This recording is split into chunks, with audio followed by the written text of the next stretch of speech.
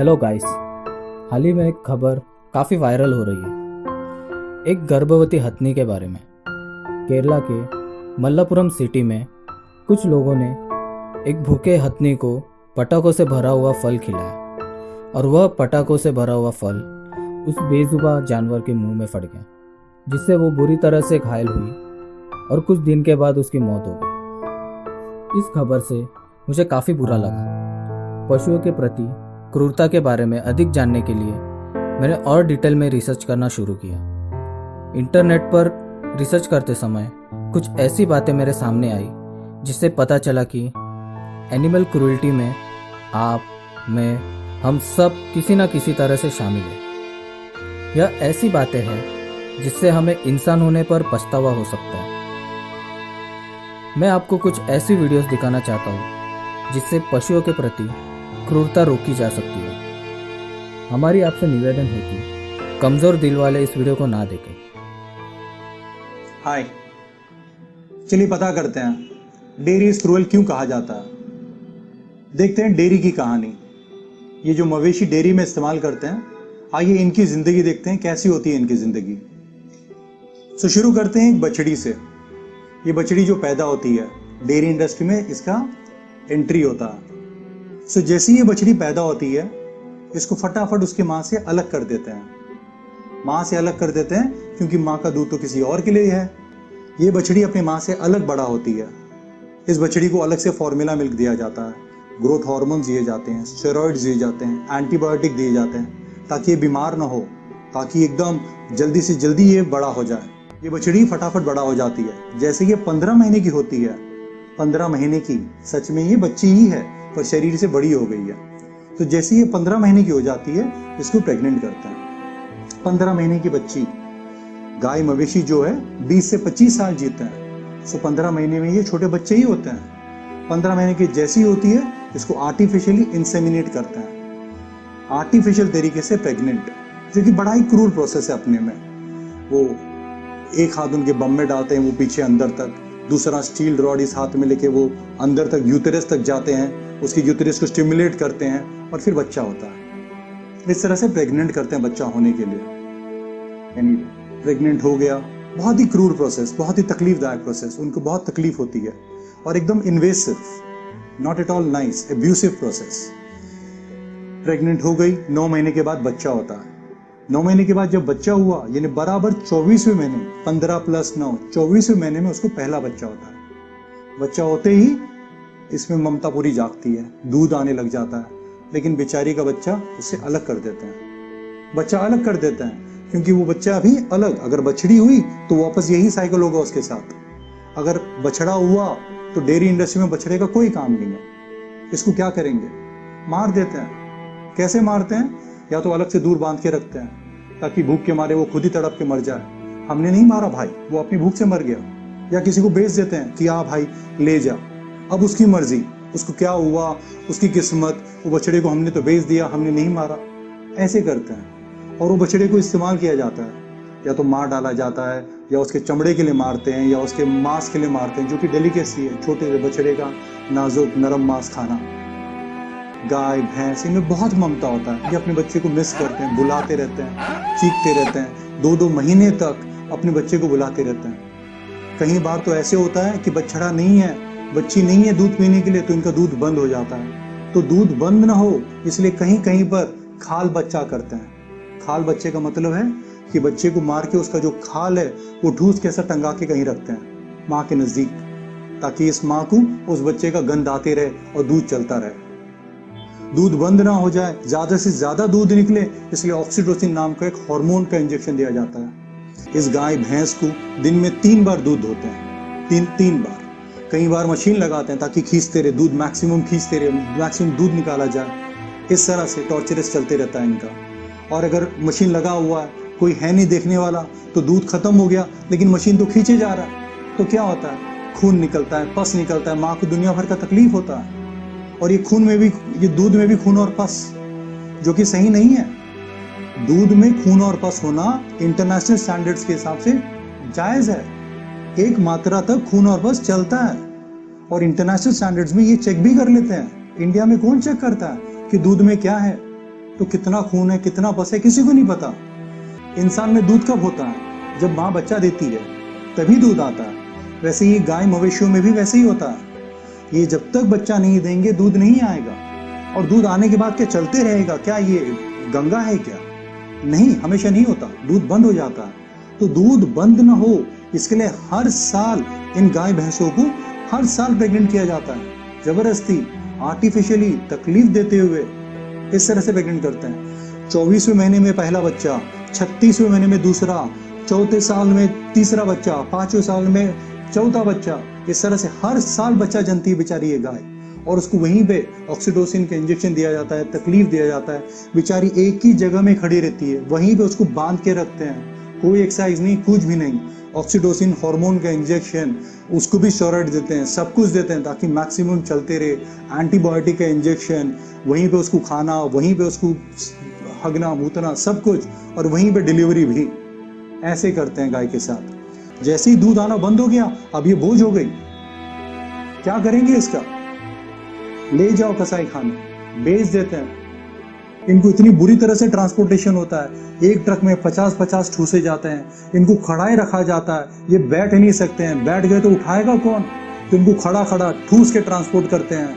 ये बेचारे इनको ये चलाते रहते हैं, इनको अगर रुक गए तो फिर तकलीफ हो जाएगी। तो मजदूर इनकी आंख में तंबाकू डालता है, मिर्ची का बुक्की डालता है, इनकी सेफ्टी पकड़ के तोड़ता है, बहुत तकलीफ देते हैं। बुरी तरह यातना के बाद इनको पहुंचा दिया जाता है कसाई खाने। और फिर वहां पे क्या होता है, वहां पे भी इनको बुरी तरह से मारते हैं। ये कोई सिस्टमैटिक अच्छा तरीका नहीं है जहां फटाफट मौत हो जाए। वो गंदा सा एक उनका चाकू होता है जो धार भी नहीं होता है, उसी से वो घसते रहते हैं और मारते हैं एक दूसरे के सामने। बेचारे बुरी तरह से तड़प तड़प के मारते हैं। तो ये गाय भैंस जिनको हमें प्यार करते हैं, जो हमारे लिए इतने प्रिय हैं, जो इतने अच्छे हैं, भोले हैं, ये मासूम जानवरों को हम क्या करते हैं? बुरी तरह से इस्तेमाल करते हैं 6 साल, और फिर ऐसे लेकर जाके क्रूरता से मारते हैं। क्या ये सही है हमारे लिए? हमारा लेदर इंडस्ट्री जो इसी इंडस्ट्री से जुड़ा हुआ है, ये गाय भैंस इनका चमड़ा हम इस्तेमाल करते हैं। मेरा चमड़ा तब तक अच्छा है जब तक मैं जिंदा हूं, मरने के बाद ही सड़ने लगता है। तो गाय भैंस का भी अगर हमें अच्छा चमड़ा चाहिए तो क्या करते हैं? उनको जिंदा उतारते हैं। हाँ, कुछ इंडस्ट्री में ऐसा जिंदा उतारा जाता है, अगर आप नेट पे ढूंढेंगे आपको आसानी से मिल जाएगा। उसका हाथ पैर काट के बिठा देते हैं, फिर जिंदा चमड़ा उतारते हैं, और ये बेचारे गाय भैंस मवेशी जिंदा रहते हैं, उसके बाद तड़प तड़प के मरते हैं। जो ये बछड़ा है, कोई कोई बछड़ों को मार के उसका चमड़ा इस्तेमाल करते हैं, और वो है हमारा सॉफ्ट लेदर, प्रीमियम लेदर, जो जूते, बेल्ट, वॉलेट, पर्स में इस्तेमाल करते हैं। क्या हमें चाहिए ऐसा क्रूर प्रोडक्ट? क्या ये इतना जरूरी है हमारे लिए? नहीं है। तो क्यों करते हैं हम इतना सर? मेरा सवाल आपसे सिर्फ ये है कि क्या हम ये जो क्रूरता भरा प्रोसेस है, इसका 10% भी अलाव करेंगे इंसानों के लिए? नहीं करेंगे हम, ये कतई नहीं चलेगा हमें। फिर इन बेचारे गरीब जानवरों के साथ ऐसा क्यों करते हैं हम? क्या बुरा किया इन्होंने? क्या जरूरत है दूध की हमें? इतना नहीं है जरूरत। प्लीज इनका ध्यान रखें। इंसान ने बहुत कुछ गलत भी किया है और बहुत कुछ सुधारा भी है। आज की डेट में एक नई मूवमेंट शुरू हुई है जिसका नाम है एनिमल लिबरेशन। ये मूवमेंट इसीलिए शुरू हुई है क्योंकि अब इंसानों को समझ आ रही है कि धरती पे जितने जानवर हैं उनमें से हम भी एक हैं। तो हमने अपनी बुद्धि के कारण बाकी जानवरों के ऊपर शायद कुछ ज़्यादा ही अत्याचार किया है। हमारी तरह जानवर भी सेंटिएंट बीइंग्स माने जाते हैं, यानी उनको भी और कुछ नहीं तो दर्द की एहसास हमारी तरह ही होता है। पर आज अगर आप जाके देखेंगे और आपको समझ आएगी कि पोल्ट्री इंडस्ट्री किस तरीके से काम करती है, जहाँ जो अंडे देने वाली मुर्गियाँ होती हैं उन्हें किस तरीके से छोटी छोटी बैटरी केजेस में रखा जाता है, जहाँ उनको पंख फैलाने की भी जगह नहीं दी जाती है। उस गंदे से वातावरण में किस तरीके से 1.5 साल तक रहती हैं। जब उनकी अंडे देने की क्षमता कम हो जाती है तो उन्हें मार दिया जाता है। और एग इंडस्ट्री में जितने भी मेल चिक्स पैदा होते हैं, क्योंकि वो अंडा नहीं दे सकते, उन्हें पहले दिन ही किसी तरीके से मार दिया जाता है। वो तरीके हो सकते हैं या उन्हें पानी में डुबो दिया जाता है, या उन्हें जला दिया जाता है, या एक बड़ी सी मिक्सी में ही ज़िंदा ग्राइंड कर दिया जाता है। बात रही मीट इंडस्ट्री की, एक चिकन जो सिर्फ 6 हफ्ते का एक बच्चा होता है, उसे किस तरीके से जेनेटिकली मैनिपुलेट किया गया है कि वो इतने छोटे समय में 2 किलो का वज़न अटेन कर लेता है, जिसके बाद उसे तुरंत मार दिया जाता है। उसके अंदर कितनी एंटीबायोटिक्स उसको ज़िंदा रखने के लिए डाली जाती हैं, कितनी हार्मोन्स दी जाती हैं ताकि वो जल्दी से जल्दी बड़ा हो जाए। ये क्रूअल्टी का हिस्सा है, क्योंकि उसमें जो बेचारे बच्चे हैं उनके ऊपर फिज़िकल और मेंटल सफरिंग बहुत होती है। जब वो मारे जाते हैं तो चीख चीख के कोशिश कर के कि हमारी जान ना जाए, फिर भी कसाई उनकी गर्दन काट ही देता है। पर जब इंसान को बोला जाए कि आपने कितनी बार जो आप चिकन खाते हैं, आपने कितनी बार उसको खुद मारा है, तो वो हंस के बोलते हैं कि नहीं, हमने तो कभी नहीं मारा। अब आप पूछिए उनको, आप मार सकते हैं? तो वो कहते हैं नहीं। तो हम कहते हैं जब आप अमरूद पेड़ से तोड़ सकते हैं, आप गाजर ज़मीन से निकाल सकते हैं, आप उनको काट सकते हैं, आपको दर्द नहीं होती, तो आप एक हर्बीवोरस एनिमल हैं। बट जैसे ही आप एक जानवर के पास जाते हैं तो और उसको मारते हैं, उसकी चीख सुनते हैं, उसके खून की जब आपको बदबू आती है, उसका चीखना चिल्लाना आपसे देखा नहीं जाता, दैट मीन्स आप नेचुरली एक कार्निवोरस एनिमल नहीं हैं। इसी तरीके लोग ट्रेडिशन की बात करते हैं कि ये तो हम सदियों से करते आए हैं। तो हमारा कहना ये है कि ज़रूरी नहीं है कि जो चीज़ हम सदियों से करते आए हैं वो हमेशा सही होती है। बड़ी चीज़ें ऐसे बदली भी हुई हैं जो हम सदियों से करते आए हैं, बट जब समझ आ जाती है कि वो चीज़ ठीक नहीं है तो हम उसको कोशिश कर सकते हैं बंद करने की। अगर मैं सड़क पे आप मेरे को देखें कि मैं एक कुत्ते को पत्थर मार रही हूँ, तो आप मेरे को कहेंगे कि ये देखो जी, ये कैसी है जो एक कुत्ते को पत्थर मार रही है। और आप देखिए कि आप मुझे रोकते हैं पत्थर मारने से कुत्ते को, और आप किसी को पैसे देते हैं रोज़ के रोज़ एक मुर्गी या एक बकरी या एक छोटे से बच्चे, किसी जानवर के बच्चे को मारने के लिए। तो क्या ये हमारे को जो हमारा ये जो एक कॉन्सेप्ट है जहाँ हम जानवरों को अलग अलग समझते हैं, हम एक गली के कुत्ते को एक पालतू कुत्ते से अलग समझते हैं, तो इन सब को देखते हुए वीगन एक कॉन्सेप्ट बना और एक तरीका बना ज़िंदगी का कि जहाँ तक हो सकता है हम कोशिश करें कि जानवरों की तरफ हम प्यार, मोहब्बत और उनकी तरफ किसी प्रकार की क्रूरता ना रखें। से आजकल आपको बहुत कंपनीज़ हैं जो कॉस्मेटिक्स और बाकी चीज़ें बनाती हैं जो जानवरों पे टेस्ट नहीं की जाती। जहाँ तक आई खाने की बात, तो खाने में भी समझ आ रही है कि जो हम इंसान है वो बाकी पेड़ पौधे खाने वाले जानवरों की तरह ही बना हुआ है, और ऐसा खाना ही हमारे लिए अच्छा माना जाता है।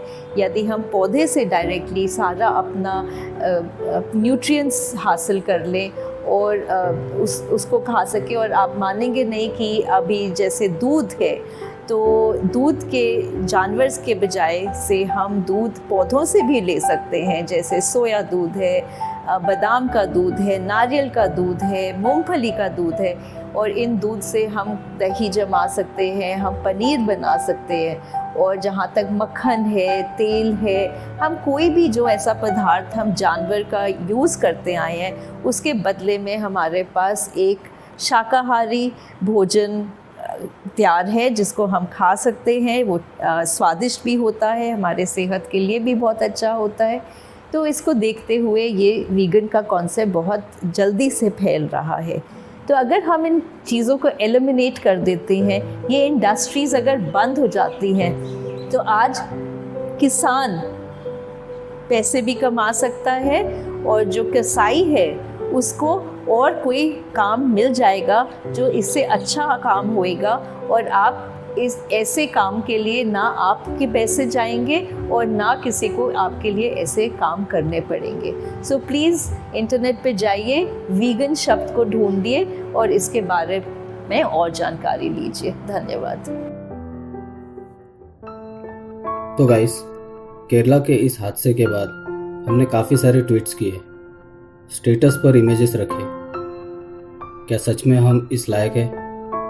उन लोगों ने अपने हाथों से उस हथनी को तकलीफ पहुंचाई और हम दूसरों को पैसे देकर जानवरों को तकलीफ पहुंचाते हैं। तो देखा जाए तो उन लोगों में और हम में कुछ ज़्यादा फर्क नहीं है। इस वीडियो के बारे में आपकी क्या राय है, कमेंट में ज़रूर मेंशन करें। वीडियो को लाइक और शेयर करें। चैनल को सब्सक्राइब करना ना भूलें। हम जल्दी लौटेंगे एक नए वीडियो के साथ। धन्यवाद।